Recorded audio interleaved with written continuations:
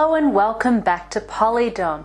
Thank you so much for the comments on the last video and for all of those who personally messaged me suggesting what this next video should be about. Thank you very much, Richard Brown, for your suggestion on tickle fetish, which is what I have decided to make this week's video about. So let's talk about tickle fetish. Let's go. Just like in real estate, it's all about location. Even though each individual might have their own specific places that they are more ticklish than others, there are a few common places that a majority of people who are ticklish will always be hypersensitive in. So we need to take a look at those most common areas so that way you can have a good starting point on where to advance to. So we have the feet. The feet are always a very good place to start. Often being covered up and sealed away, not a lot of physical contact occurs to feet on a day-to-day basis. So they tend to be more hypersensitive as a general rule. Same goes for on the sides of the body. Even though people might put their arms around you during the day, it's not common for people to use light sensitivity on the sides of your body. The stomach is another very common place for people to be very ticklish, especially around the belly button, because it is also an area that not a lot of people, one, like being touched in due to sensitivity of weight, but also because it's just not a common place to put your hands. The final place that I would say is a very common place to be ticklish is under the arms. And again, areas that are not going to be very exposed all the time or very touched frequently tend to be more hypersensitive for that reason. Now this can branch out to anywhere else in the body, and once you've gotten someone to be ticklish, it doesn't take very much for their entire body to start becoming more sensitive. But it's all about how you do that and the process at which you take.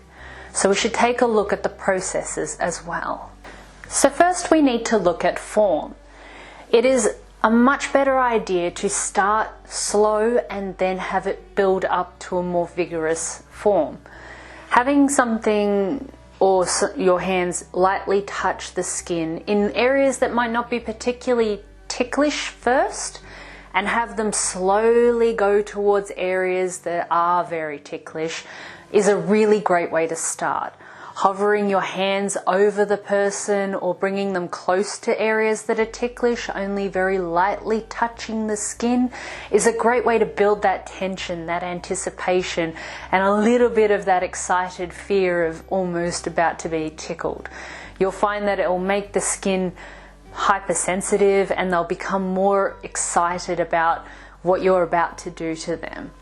Then if you build towards lightly touching in areas, potentially using the ends of your fingertips or your nails very lightly, or you can use other items to be able to lightly touch on the body. There are items such as feathers or hairbrushes, toothbrushes, or just any kind of delicate light item that could just be dragged across the skin very, very lightly, very slowly, and have it slowly build up to areas lightly touching and tickling, and having that be that wonderful build up to the moment. In addition to form, there is also the sensation of what else you can do to enhance a tickling experience. Sometimes if you completely bind somebody up, that might make them more susceptible to tickling, but you have to also know the person. Occasionally it might be a good idea to only restrain certain parts such as the wrists and the ankles, so that way they have room to move, react and squirm to what you're doing. And that can be a really important part, because if someone cannot physically move at all, sometimes that can lessen the effect that you're trying to have with tickling. So restriction is good for a certain amount, like if you want to hold them down a little bit, or you want to use restraints or anything like that, or just a pair of handcuffs. But if you just sort of allow for a little bit of that movement, you'll find you get a much better result of the reactions that you're looking for with tickling, which is a lot more fun to do. The final part we need to discuss is safety. As much as it can be a really fun and vigorous activity that is enjoyable for both the submissive and the enforcer for that, it can sometimes get a little out of hand where someone's trying to push themselves too hard to take tickling, or someone is getting carried away with tickling too much.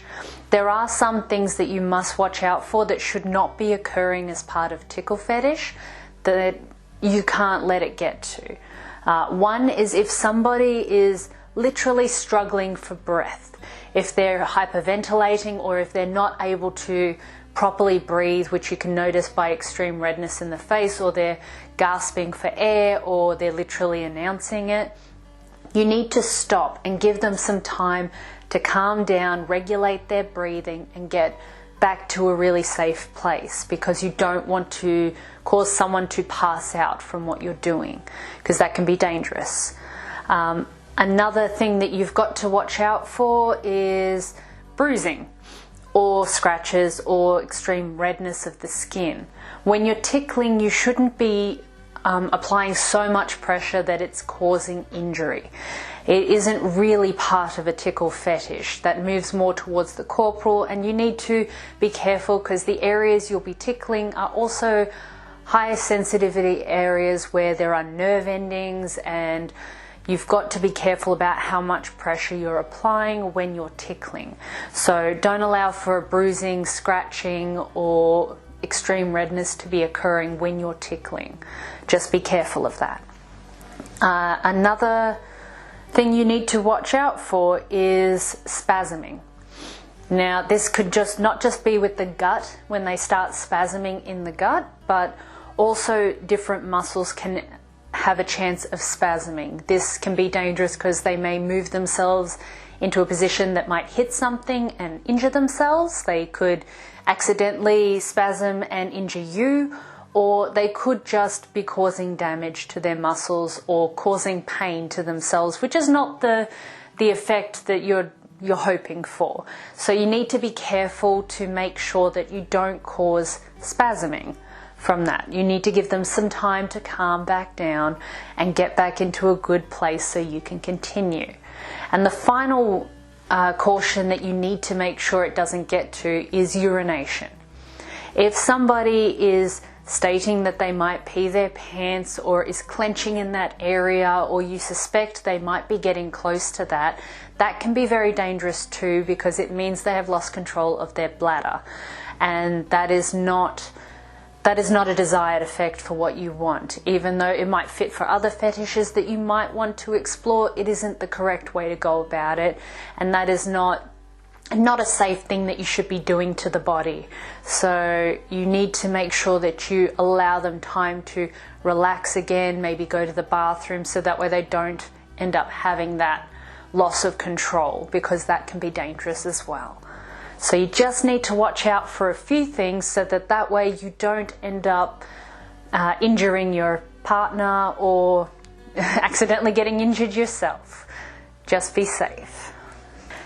And that was tickle fetish. I hope that it gave you some important tips on both how to execute tickling in a comfortable and safe way, and also gave you some things to watch out for, such as safety recommendations, so that way you can enjoy tickle fetish to the best of your abilities without anybody going into areas they shouldn't.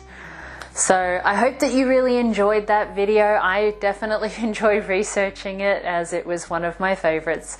And I wanted to say thank you again to Richard Brown for suggesting it. It was a really great suggestion, and I had a lot of fun making the video. I hope that you will like and subscribe this video, and I will see you next time on Polydom. Bye!